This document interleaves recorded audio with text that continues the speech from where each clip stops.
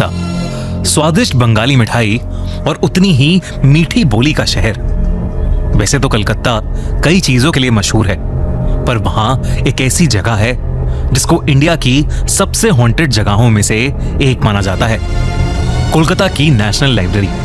ये इंडिया की सबसे बड़ी पब्लिक लाइब्रेरी है और इस लाइब्रेरी के अंदर ऐसी एंशिएंट और रेयर बुक्स का भंडार है जो शायद कहीं और नहीं मिलेंगी।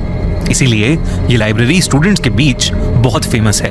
पर किताबों के अलावा यहाँ कुछ और भी है, कुछ ऐसा जो शायद हमारी इंसानी दुनिया के परे है। कुछ साल पहले इस लाइब्रेरी में एक नया सिक्योरिटी गार्ड पोस्ट हुआ था, वीर बहादुर। वीर पहले भी कई जगहों पर नाइट सिक्योरिटी गार्ड की तरह नौकरी कर चुका था और इसलिए उसे रात की शिफ्ट के लिए नौकरी पर रखा गया था।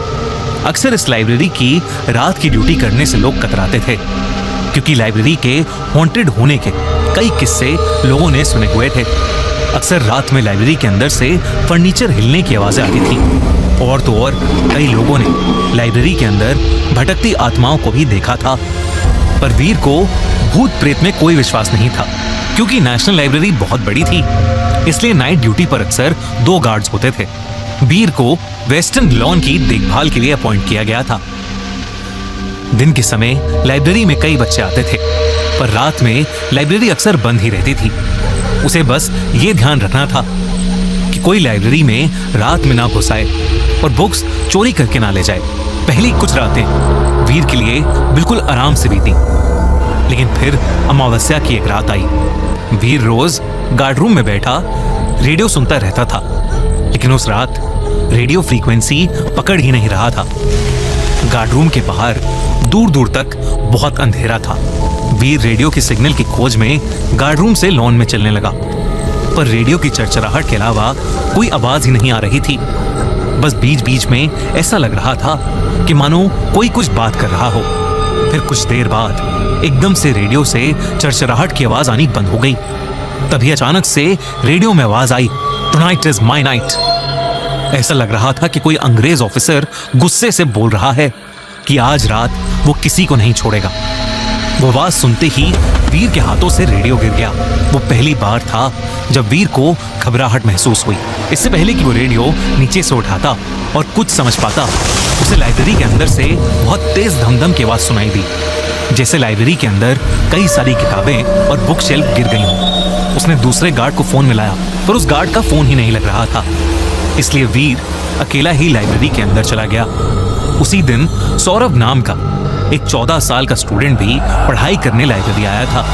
वो एक लाइब्रेरी के अंदर वाले कमरे में अकेला बुक पढ़ रहा था। उसे बुक पढ़ते हुए पता ही नहीं चला कि दिन से कब शाम हुई और शाम से कब रात। जब वो घर जाने के लिए उठा तो लाइब्रेरी के उस कमरे का दरवाजा खुल ही नहीं रहा था। उसने दरवाजे को बहुत पीटा, बहुत आवाजें लगाई, पर ना दरवाजा खुला और ना ही कोई उसकी मदद के लिए आया। तब अचानक से उस लड़के को लगा कि उसके पीछे कोई है। जब वो पीछे मुड़ा तो मानो उसकी सांसें ही रुक गईं। उसकी आंखों के सामने एक भयानक सी औरत हवा में उड़ रही थी। उस औरत का चेहरा बिगड़ा हुआ था और उसने एक सफेद रंग की ड्रेस पहनी थी। वो औरत सौरभ पर बिना ध्यान दिए बुकशेल्फ्स में किताबें अरेंज कर रही थी। उसे देखते ही सौरभ डर के मारे चिल्ला पड़ा और तब उस औरत ने सौरभ को देखा और एक बहुत डरावने ढंग से वो सौरभ पर गुर्राने लगी। डर के मारे सौरभ एक टेबल के नीचे छुप गया। वो औरत चुपचाप बुक्स लगाती रही और हर थोड़ी थोड़ी देर में टेबल के नीचे झांककर वो सौरभ को देखकर एक डरावने तरीके से मुस्कुराने लगती, मानो किसी भी सेकंड वो सौरभ की जान लेने को तैयार बैठी हो। सौरभ को बहुत ज्यादा डर लग रहा था, लेकिन तभी कमरे का दरवाजा खुला और सिक्योरिटी गार्ड वीर बहादुर अंदर आ गया। सौरभ वीर को देखते ही टेबल के नीचे से आया और वीर से लिपट गया। सौरभ का जोरों से रोना छूट गया। वीर उसे देखकर घबरा गया। उसे लगा कि वो लड़का इतनी देर रात वहां क्या कर रहा है। सौरभ ने पूरी घटना वीर को बताई, जिसे सुनकर पहले तो वीर के होश उड़ गए, लेकिन फिर वीर को लगा कि शायद ये सब सौरभ का वहम होगा, क्योंकि अब उस कमरे में उन दोनों को कोई औरत नहीं दिख रही थी। तभी अचानक से लाइब्रेरी के अंदर फिर से बहुत जोरों की धमधम की आवाज हुई। आवाज नीचे से आ रही थी। वीर ने सौरभ को लाइब्रेरी से बाहर भेजा और फिर वो उस आवाज के पीछे लाइब्रेरी के बेसमेंट में जाने लगा। जब वो वहां पहुंचा तो वहां एक कमरा था उस कमरे का दरवाजा अपने आप खुल गया।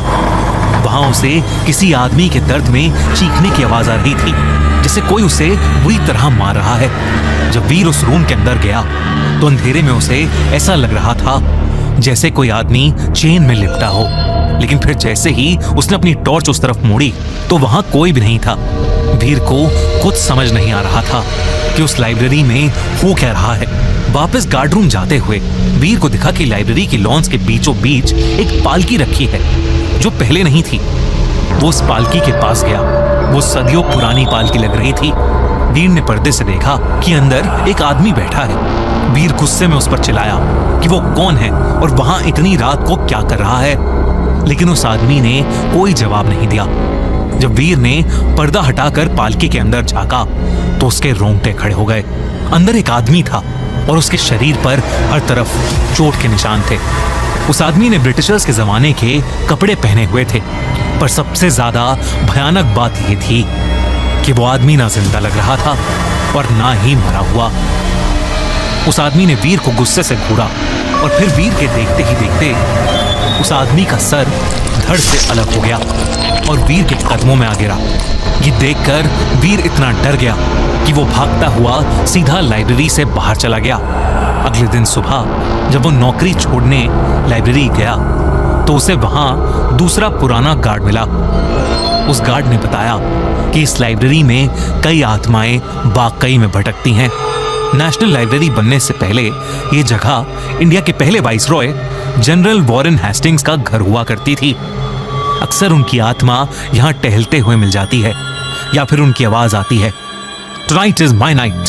फिर जिस चोटिल आदमी को वीर ने पिछली रात देखा था वो था फिलिप फ्रांसिस, जो वाइसरॉय से लड़ाई में चोटिल हो गया था और उसकी मौत वेस्ट लॉन के बीचों बीच हो गई थी। वाइसरॉय ने उसकी जान बचाने के लिए एक पालकी मंगवाई थी, पर जब तक वो पालकी पहुंची फिलिप मर चुका था।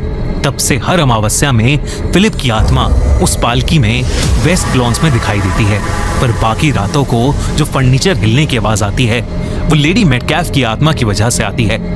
माना जाता है कि लेडी मेटकैफ एक लाइब्रेरियन थी और उनको सफाई बहुत पसंद थी, और अगर कोई लाइब्रेरी की किताबों को सही जगह पर नहीं रखता था तो लेडी मेटकैफ उसका जीना हराम कर देती थी। साथ ही उस लाइब्रेरी के बेसमेंट की भी एक कहानी है। कहते हैं कि पुराने समय में वो एक टॉर्चर रूम होता था जहां कई लोगों को चेन से बांधा जाता था और उन्हें बुरी तरह मारा जाता था। कई मासूम लोगों ने वहां अपनी जान खोई है। उनकी दर्दनाक चीखें कई बार लाइब्रेरी के हॉल्स में गूंजती हैं। इन सब कहानियों को सुनकर और खुद जीकर वीर बहादुर इतना घबरा गया था कि उसने उस दिन के बाद से नेशनल लाइब्रेरी ऑफ कोलकाता में फिर कभी कदम नहीं रखा।